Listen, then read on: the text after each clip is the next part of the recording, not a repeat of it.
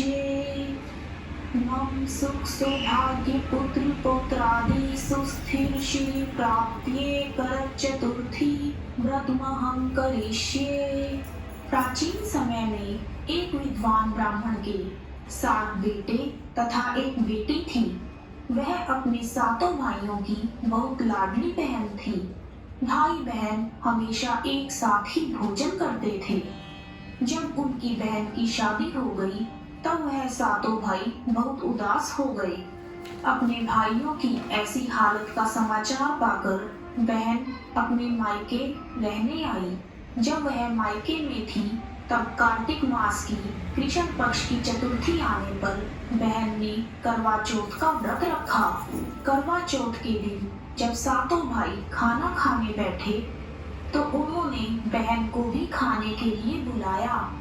उनके बुलाने पर उनकी माँ ने कहा, इसका तो आज करवा चौथ का व्रत है, जब चांद निकलेगा तब यह अर्घ्य देकर खाना खाएगी। सुबह से शाम हो गई। सातों भाई अपनी बहन को भूखा देखकर परेशान थे। तब उन्होंने सोचा कि उनकी बहन सुबह से भूखी है और चांद तो निकल ही नहीं रहा। इस पर भाइयों ने दूर जंगल में जाकर आग जला दी और छलनी में से चांद की तरह एक नकली आकृति दिखाई और बहन को कहा, बहन बहन चांद निकल आया है, अब तुम चंद्रमा को अर्घ्य देकर अपना व्रत खोल लो। उस नकली चांद को देखने के बाद बहन ने अपनी भाभियों को भी बुलाया कि तुम भी अर्घ्य दे दो। लेकिन भाभियां कहने लगी, यह चांद तो तेरे लिए निकला है, हमारे लिए नहीं, इसलिए तुम ही अर्घ्य दे दो। तब बहन ने उस नकली चांद को ही अर्घ्य दिया और खाना खाने लगी। जैसे ही उन सातों भाइयों की बहन ने पहला निवाला तोड़ा तो उसके ससुराल से बुलावा आ गया कि उसका पति बीमार है। तब उस लड़की की माँ ने लड़की को जाते हुए कपड़े देने के लिए संदूक खोला। जैसे ही उसने संदूक खोला तो उसके हाथ में सफेद कपड़ा आया। फिर उसके मन में वहम हुआ और उसने दूसरा संदूक खोला। दूसरे संदूक को खोलने पर भी सफेद कपड़ा ही सामने आया। ऐसे ही उसकी माँ ने 4 संदूक खोले। चारों संदूकों में से सफेद कपड़ा ही सामने आया। तब उसकी माँ ने उसे वही कपड़ा पहनाकर जल्दी से भेज दिया और जाने से पहले उसे एक सोने का सिक्का दिया और कहा, रास्ते में सभी को नमस्कार करके पैरों को छूकर आशीर्वाद देना और जो तुम्हें सुहागन होने की आशीष दे उसे ही यह सिक्का देना। वह लड़की उस सिक्के को लेकर वहां से चली गई। रास्ते में उसने बहुत लोगों के पैर छुए परंतु किसी ने भी उसे सुहागन होने का आशीर्वाद नहीं दिया। सभी ने यही कहा कि ठंडी हो, सीली हो, सब्र करने वाली हो, अपने भाइयों की बहन हो, भाइयों का सुख देखने वाली हो। जब वह ससुराल के दरवाजे पर पहुंची तो उसकी छोटी ननद मिली। उसने अपनी छोटी ननद के पैर छू दिए और तब उसकी ननद ने कहा, सीली हो, तेरे बेटे हो और मेरे भाई का सुख देखने वाली हो। यह सुनते ही उन सातों भाइयों की बहन ने सोने का सिक्का अपनी ननद को दे दिया और अपने पल्ले में गांठ बांध ली।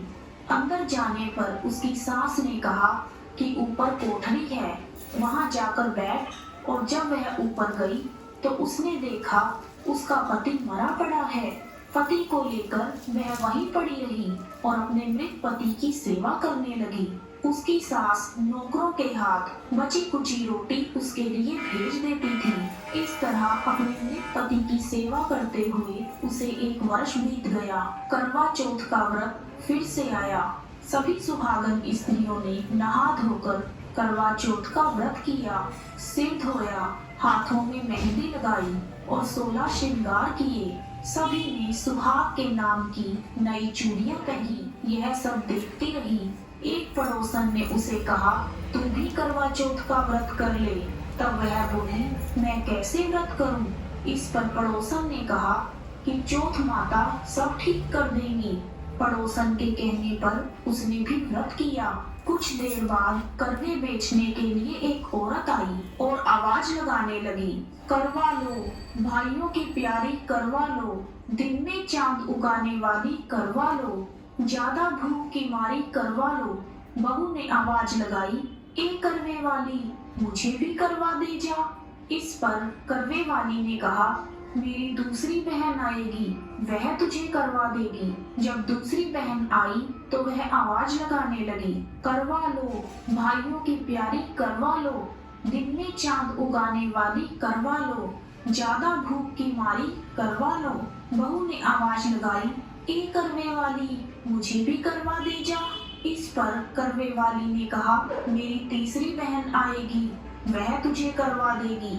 इस तरह से 5 बहनें आई। सभी ने यही कहा कि मेरी बहन आएगी, वह तुझे करवा देगी।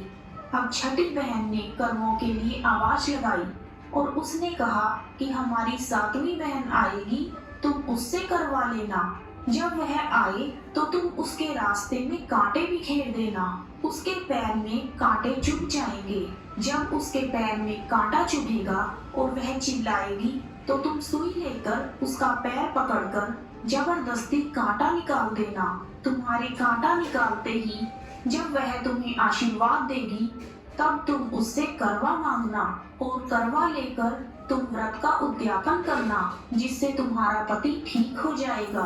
उसकी सारी बातें सुनकर उसने वैसा ही किया और कांटा चुभने पर उसे निकाल भी दिया, जिससे उसने उस लड़की को बहुत आशीर्वाद दिया।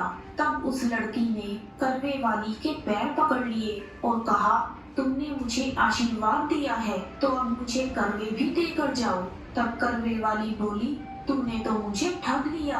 यह कहकर चौथ माता ने उसे आँख से काजल, नाखूनों से मेहंदी, मांग से सिंदूर निकालकर छोटी उंगली से उसे छींटा दिया, साथ ही करवा भी दिया। करवा लेकर बहू ने व्रत रखा और उद्यापन भी किया। यह सब होने पर उसका पति जीवित हो गया और कहने लगा, मैं तो बहुत सोया। तब उसकी पत्नी बोली, तुम सोए नहीं, 12 महीने से मैं तुम्हारी सेवा कर रही हूँ। ये तो कार्तिक मास की चौथ माता ने मुझे मेरा सुहाग दिया है। उसके बाद दोनों पति पत्नी ने करवा चौथ का उद्यापन करके और चंद्रमा को अर्घ्य देकर खाना खाया और खाना खाकर वह दोनों चौपड़ खेलने लगे। जब वह चौपड़ खेल रहे थे तब उसकी सास ने दासी को तेल में बना हुआ खाना देकर बहू के पास भेजा। दासी ने देखा वह दोनों तो चौपड़ खेल रहे हैं। वह उल्टे पैर लौट गई और जाकर सास से कहा, तुम्हारे महल में तो बहुत रौनक है, तुम्हारे बहू बेटे तो चौपड़ खेल रहे हैं। यह सुनकर सास हैरान हो गई और खुशी खुशी उन्हें देखने गई। बहू ने सास के पैर छुए। तब सास ने कहा, बहू सच सच बता, तूने यह चमत्कार कैसे किया। तब बहू ने करवा चौथ की सारी बात बताई। जब राजा के कानों में यह बात पड़ी तो उसने सारे नगर में ढिंढोरा पिटवा दिया कि सभी बहनें करवा चौथ का व्रत जरूर करें और पहला करवा चौथ अपने पीहर में करें और वहीं उसका उद्यापन भी करें। हे चौथ माता, जैसे आपने इस लड़की की सुनी वैसे ही सबकी सुनना, सभी को अखंड सुहाग प्रदान करना। कथा समाप्त। कहानी सुनने वालों का भी भला और सुनाने वालों का भी भला।